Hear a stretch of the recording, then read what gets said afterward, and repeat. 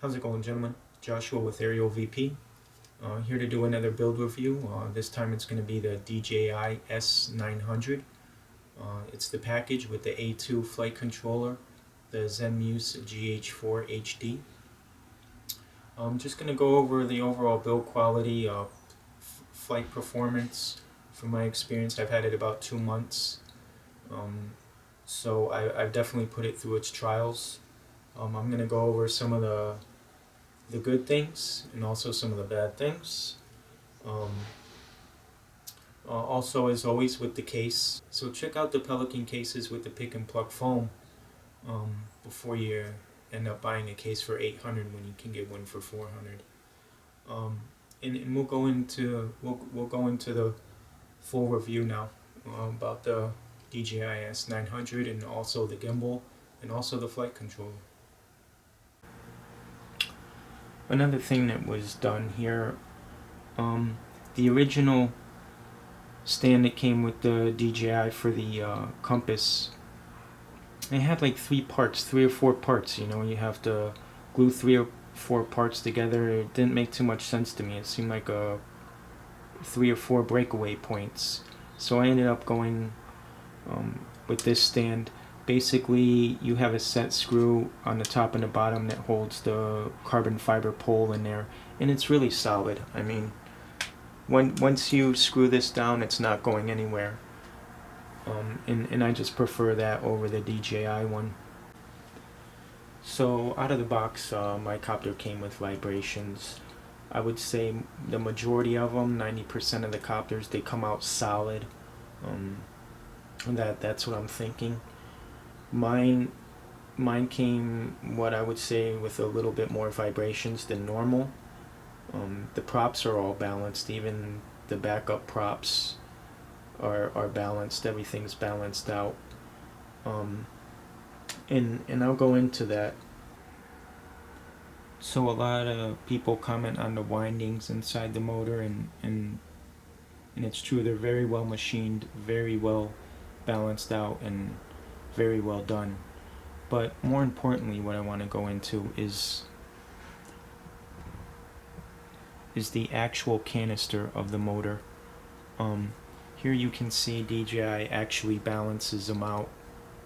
They use an epoxy, if you can see that right in there, a little blue epoxy. That's there to balance the canister out. Now, again, remember the props are 100% balanced on this frame. So, you know, that's your main thing right there is the canister. You could have a little bit heavy on one side.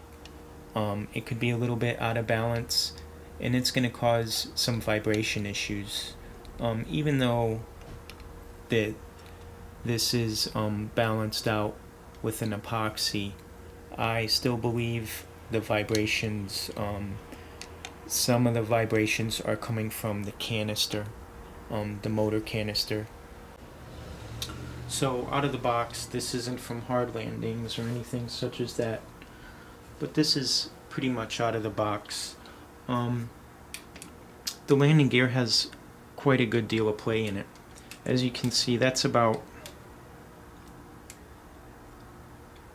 over a ½ inch of play in the landing gear, and once you get something bouncing around that, it re-vibrates throughout the whole copter. And it starts up in the top here of the landing gear. There's a lot of play up there that amounts to at least a ½ inch of play, if not more, at the bottom of the landing gear down here, as you can see. So in order to compensate for that play, what I did is the springs mount about here. So I dropped them down, I would say between an inch and an inch and a half, just to add a little bit more tension to the spring, and that's helped out with that. So one of the biggest complaints and one of the most negative comments I have about the package is, in particular, the ZEN GH4. they just came out with the update. It was a 1.8 update, and it actually did do some good things. What was happening before is during at least one flight, the camera would jitter. It would do one of these numbers and then set. It was almost like a reset for it. And the 1.8 actually fixed that so that doesn't happen. And that's completely unacceptable. You know, you can't have that happening, period. But worse than that is the drift issue that the DJI ZEN gimbals have. And this is their 7th gimbal. And they still haven't fixed that. In my opinion, that's very sad. It's very sad that they haven't been able to fix that issue, and everybody knows about it, and they haven't been able to fix that issue. After 7 gimbals, they still have a horizon drift issue, and that's big time. You know what I mean? That's a deal breaker right there. So here's another thing. Quite a few people are having problems when their gimbal initializes, that the camera, it actually hits the gimbal like this whenever it initializes, and that's absolutely true. It does, and it really hits the camera. It goes right into that. So there's a few quick fixes for that. Number one is to take these 2 screws, loosen them up a little bit, and drop your gimbal down a little bit. If it's out of balance or you want to solve that issue, that's one quick fix. My gimbal came in 100% balanced out, and I don't even want to do something as simple as that. So basically what I do is point the camera straight down. So on the initialization process, as you can see here, the camera does not hit the gimbal when you point the camera straight down like that for initialization. And that's another quick fix to solve that issue. So like I said, I've had this the DJI S900 for close to 2 months. You know, I've worked with the gains, I've worked a lot of things out, and that usually seems to be the case with DJI. You give them a little bit of time, you work with it, and it ends up working out. I was a little harsh on one of my reviews, H3 3D gimbal. And after some time, you know, making some adjustments, things such as that, it turns out that it's a pretty solid gimbal.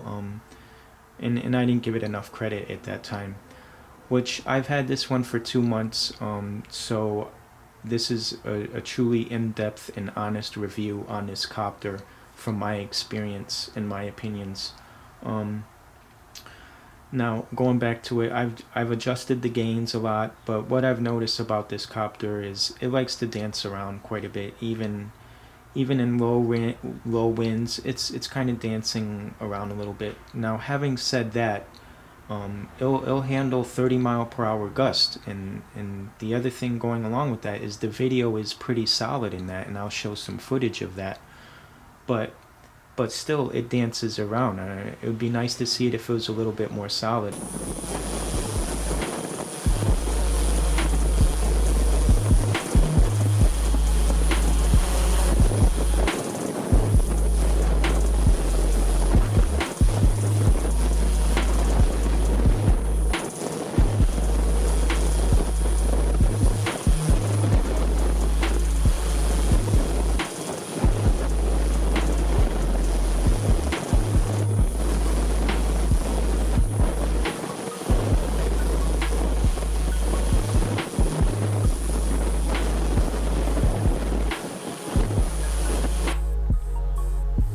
So here we go.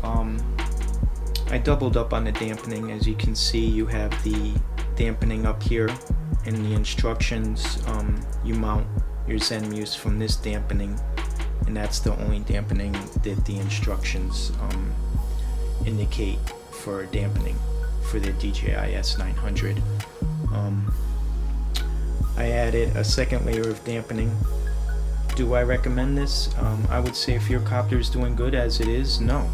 I see a lot of copters fly 100% with this dampening, but I went ahead and added a second dampening in here, the dampening that comes with the ZEN Muse.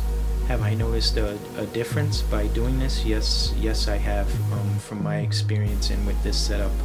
Yes, and this varies across the board. You know, sometimes you put multiple layers of dampening and it causes a problem. But for my setup and my experience with this particular platform, the DJI S900. Okay, so now the good things, you know. What are the good things about this copter? The good things, it's a very intelligent build. It packs down very easily. There's not too many copters out there that you can pull out of a case, do a flight check, go over everything, and within 10 minutes be up in the air with video. Again, we all know the flight times between 15 and 20 minutes. That's great.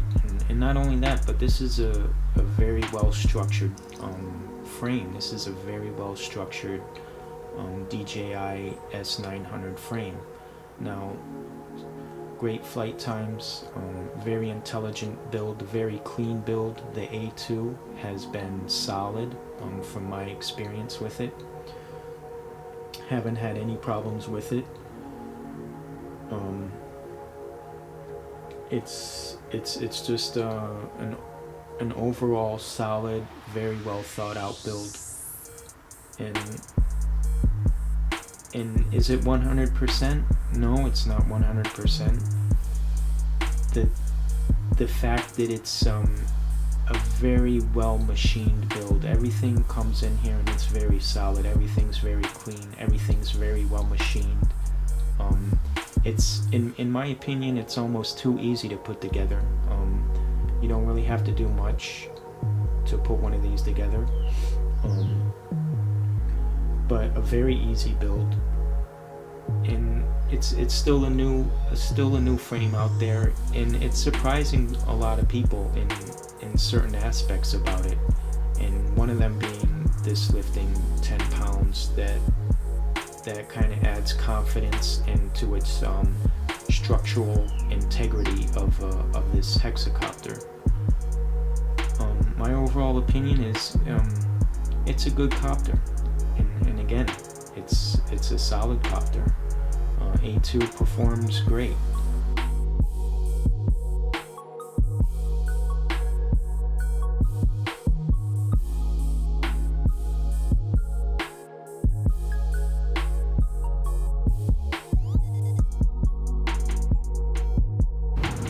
So this is the most important part right here, is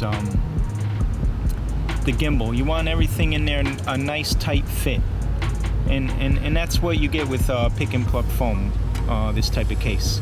So as you see here, that's not moving. It's all nice and snug in there. The camera, it's not bouncing around, it's not jumping around. Everything is nice and snug. Someone can throw this case around and everything's going to be very well protected.